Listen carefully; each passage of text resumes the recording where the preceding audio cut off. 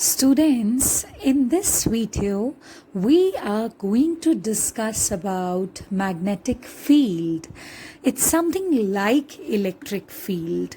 You have studied a lot about electric field as if like if there's some charge present over here which can be considered as a source charge, then that source charge is capable of producing an electric influence around it.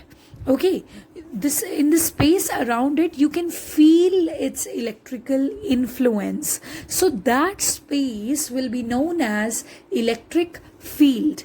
The same way we are going to understand about magnetic field. Suppose you have a magnet here. Okay, you have a magnet here.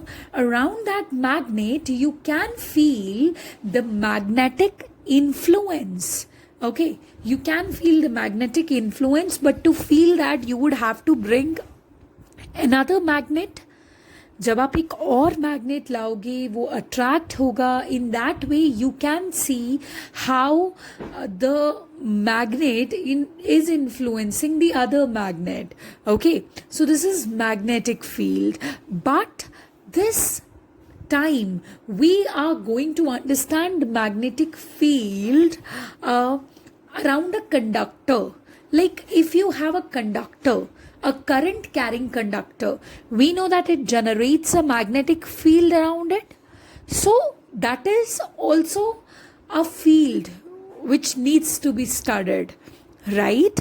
In this topic, we will be primarily focusing on one charge, which is a moving charge, and we will see how this charge is interacting with magnetic field.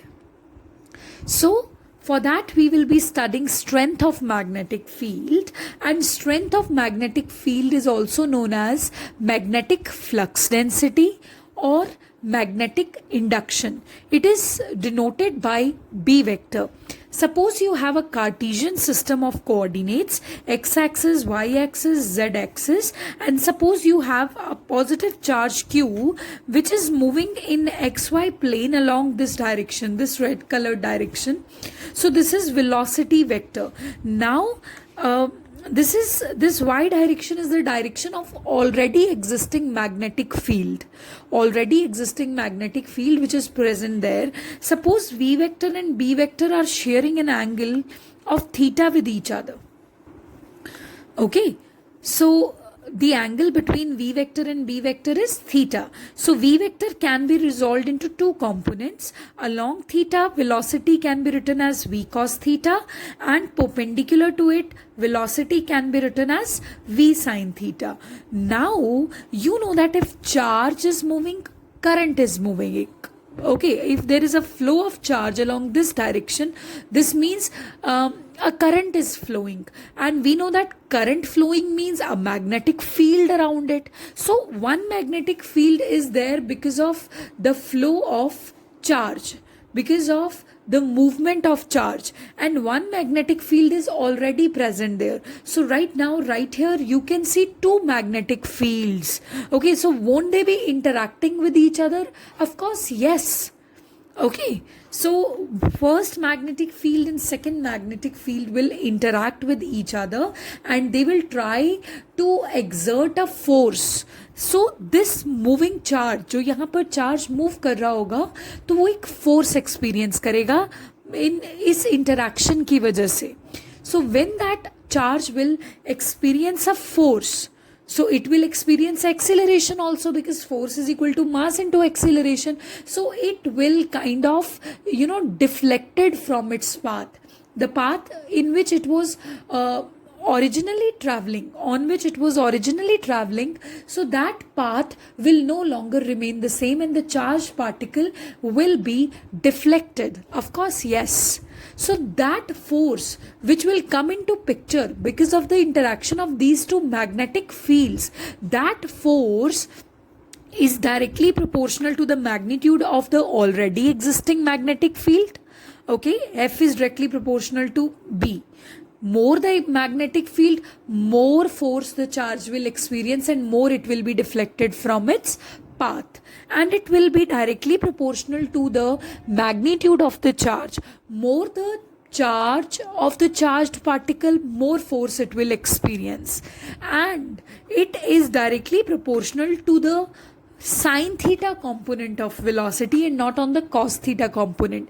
Actually, it has been experimentally found that magnetic forces do not perform any work on the charged particle, and since they do not perform any work on the charged particle, so that means magnetic forces could not be dependent on cos theta component, क्योंकि work का तो direct connection होता है cos theta से, W is equal to Fs cos theta. So rather magnetic forces are proportional to sine theta component, and that's why they are able to move the things circularly, right? You must have read about that experiment where we saw that there is a current carrying wire, and around that current carrying wire some iron fillings are sprinkled.